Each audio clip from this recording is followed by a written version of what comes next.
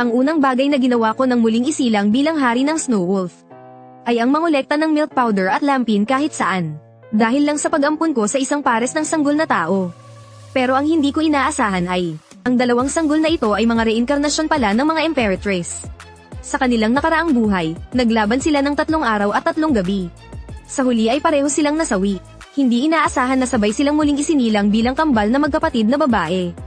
At inabando na pa sa gitna ng kagubatan. Noong akala nila'y lalapain na sila ng mga hayop, isang hari ng Snow Wolf ang lumitaw sa kanilang harapan. Samantala, ako naman, 3 buwan na ang nakalipas, ay napadpad sa mundong ito ng spiritual energy revival, at naging isang Snow Wolf, at nagising sa akin ang attribute plunder system. Sa pamamagitan ng walang tigil na pangangaso, naging ako ang nag-iisang hari ng mga lobo sa kagubatang ito. Ngayong araw lang, nang lumabas ako para mangaso, nakuha ng iyak ng 2 sanggol ang aking atensyon. Sinundan ko ang direksyon ng mga boses. Nakita ko ang 2 sanggol na tao. Ang sanggol sa kaliwa na may pulang buhok, si Ji Yingying, ay kasalukuyang nakapameaywang. Nakapaut ang bibig at nakatitig sa nasa kanan na may mapusyaw na gintong buhok, si Gu Qingan. Hindi naman nagpatalo si Gu Qingan at tinitigan din siya pabalik, habang bumubulalas ng mga tunog na iya-iya mula sa kanyang bibig.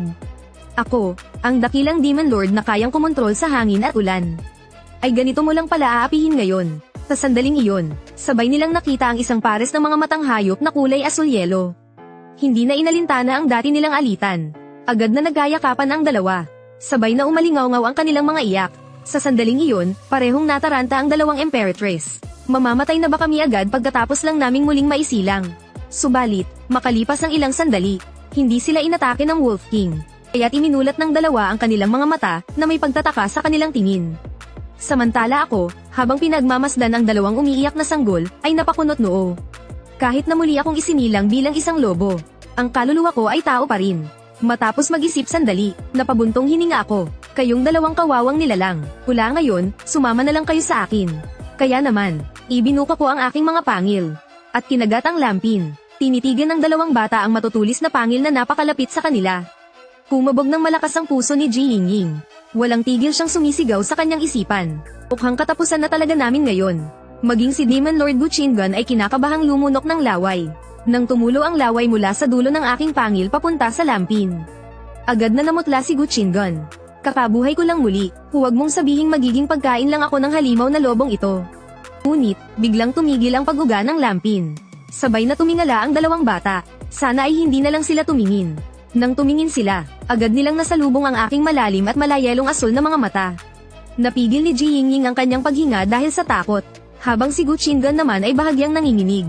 Natigilan ako, agad akong nakaramdam ng kaunting pagkataranta. Kung hahayaan kong ginawin ang 2 batang ito, hindi ba't mapapahamak ko pa sila? Kaya naman agad akong yumalulong ng malakas. Matapos marinig ang tawag ng kanilang hari sa kagubatan, 5 hanggang 6 na Snow Wolf ang lumapit sa akin. At pagkatapos ay pinalibutan ako. Dahan-daang sumulong, dahil sa kanila na humaharang sa malamig na hangin. Agad na naging mas mainit sa loob ng lampin. Ngunit si Ji Yingying at Gu Qingan ay tulala pa rin sa pagkabigla. Hindi nagtagal, nagsimula ng mag-usap sa Ingles ang 2. Bilisan mo, mag-isip ka ng paraan. Ayokong mamatay sa pugad ng mga lobo. Huwag kang maingay. Kapag nagwala ang halimaw na lobong ito mamaya, talagang katapusan na natin. At sa ganoong paraan, dinala ko ang 2 bata sa halos kalahati ng kagubatan.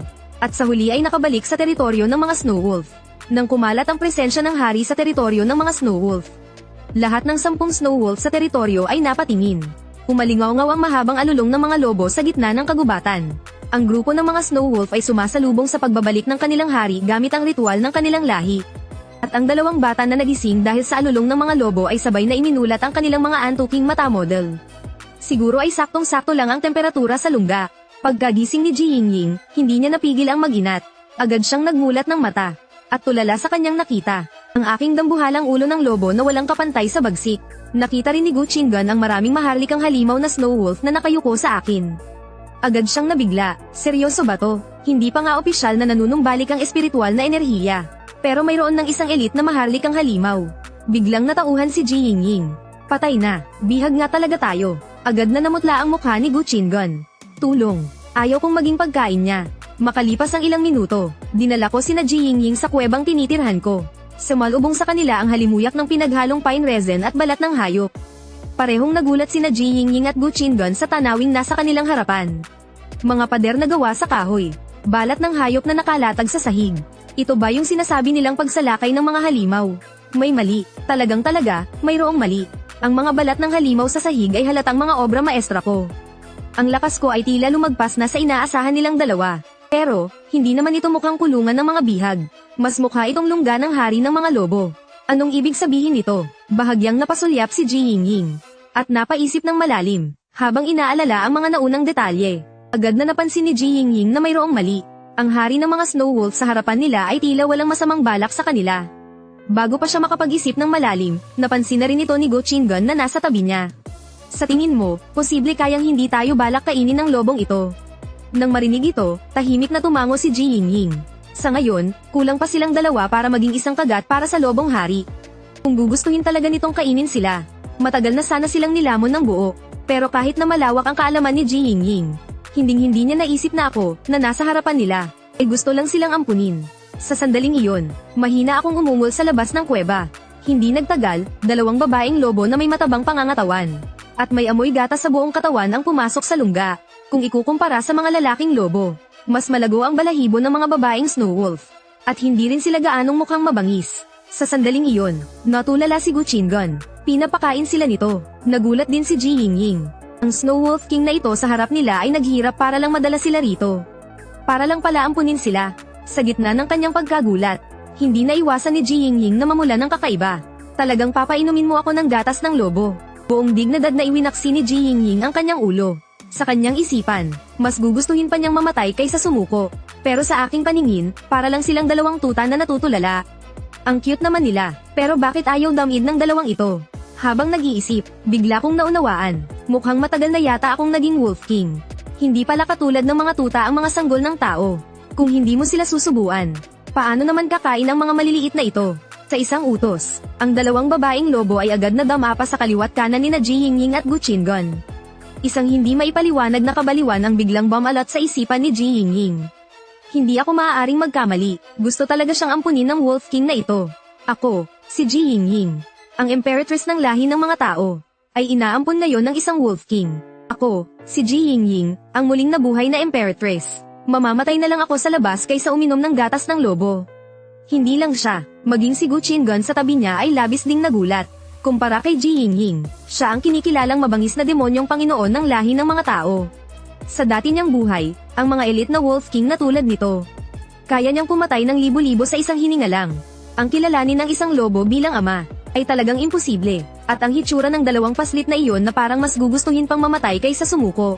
Siyempre, para sa akin ay isa lang iyong pagla lamang. Hindi ako nagmamadali, sa halip, itinago ko ang aking matatalim na kuko. Ginamit ko lang ang aking mga paa para itulak-tulak ang dalawang paslit papunta sa kinaroroonan ng babaeng lobo. Ang eksenang ito sa mga mata nilang dalawa ni Ji Yingying ay halos isa ng pagpapahiya. Pero ang mabangis kong ulo ng lobo ay nakatitig sa kanila sa mga sandaling iyon.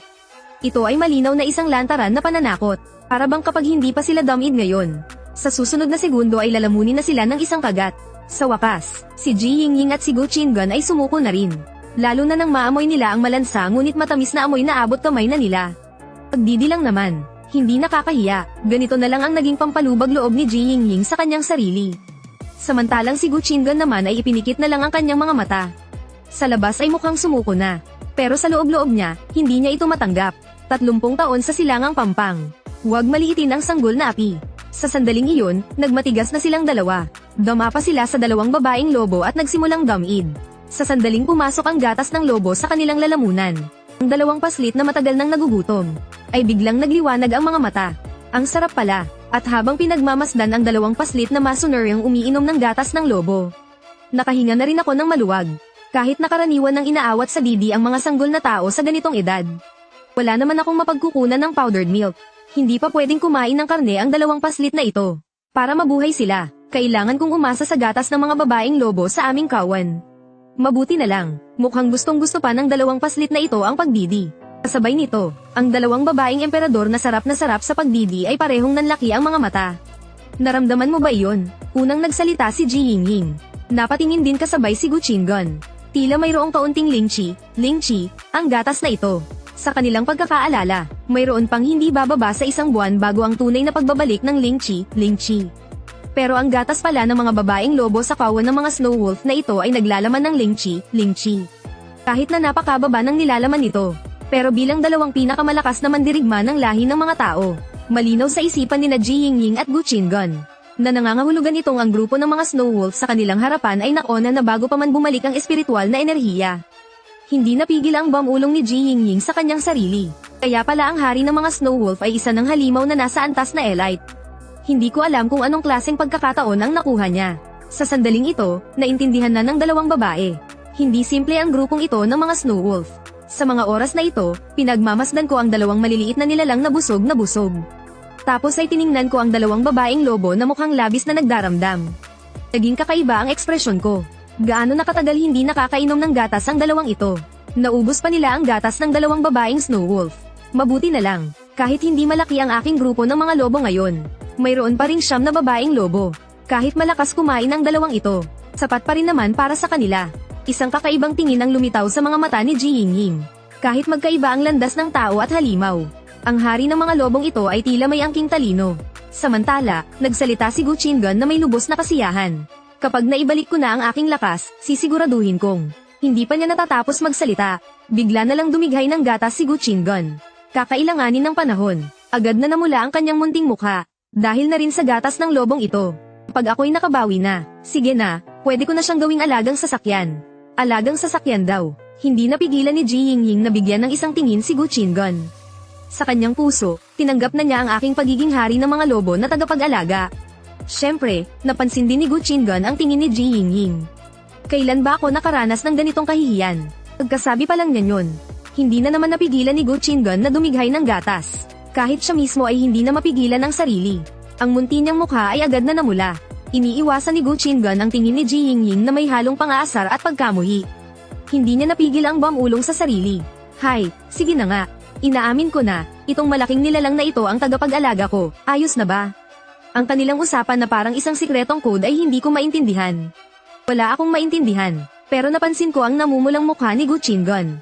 Nabilaukan ba ang batang ito? Nang maisip ko iyon, bihira akong mataranta, pero sa pagkakataong ito ay nangyari. Agad akong kumilos. Una, itinago ko ang lahat ng aking matatalas na kuko. Pagkatapos ay sinahad ko siya sa aking palad. Ang isa ko namang kamay ay marahang tinapat ang likod ni Gu Qingan. Sinusubukan kong pag-aanin ang kanyang pakiramdam. Sa sandaling iyon, hindi sinasadyang nagtama ang mga mata namin ni Gu Qingan. Agad na natigilan ang kanyang mga mata. Anong klaseng mga mata iyon? Palalim na parang mga bituin. Asul na parang hiyas. Kahit na mga mata ito ng isang halimaw. Naramdaman ni Gu Qingan ang isang di maipaliwanag at taus-pusong pag-aalala. Tinutulungan ba ako ng haring lobo sa pagtapik ng aking likod? Ibig sabihin ba nito ay nag-aalala siya sa akin? Biglang kumabog ang dibdib ni Gu Qingan. Sa dati niyang buhay bilang isang napakalakas na emperor level, kailanman ay hindi siya nakaranas ng ganitong pag-aalaga. Kahit na ang kaharap niya ay isang snow wolf na kilala sa pagiging tuso at malupit. Ngunit nakaramdam siya ng init na hindi pa niya kailanman naramdaman mula rito.